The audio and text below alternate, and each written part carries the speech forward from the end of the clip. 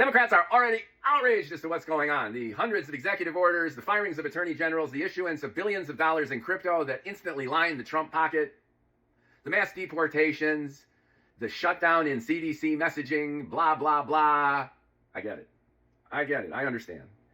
But what I tell many of my super liberal friends is that their griping has an inherent hypocrisy to it. And it's a hypocrisy that ultimately propelled Trump back into office.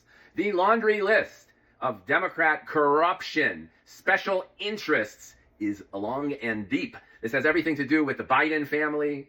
It has everything to do with Democrat institutions, which were biased and corrupt in their own way. It has to do with censorship. It has to do with identity politics. It goes on, and the Democrats succeeded in shooting themselves in the foot with their own excesses. And many of these excesses are mere reflections of the Republican outrage and the Trumpista rise to power again as a reaction to the reaction to the reaction.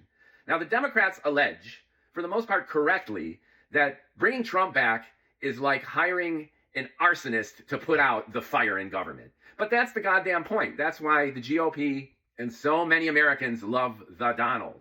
He's the guy throwing a bomb in a system that they all fucking hate. But this message is for you, Democrats, when you spout such moral outrage as to what's going on and yet fail to understand the implicit bias that you're bringing to the table in terms of everything the Democrats fucked up. And I'm not just talking about the blown campaign and the shitty messaging and the extended Biden candidacy and Harris's problems, blah, blah, blah. I'm talking about the foundational core practices of decades of failed Democrat policy. Everything from NAFTA to a host of other policies that have crippled the middle class financially and largely put the United States on a defensive footing throughout the world.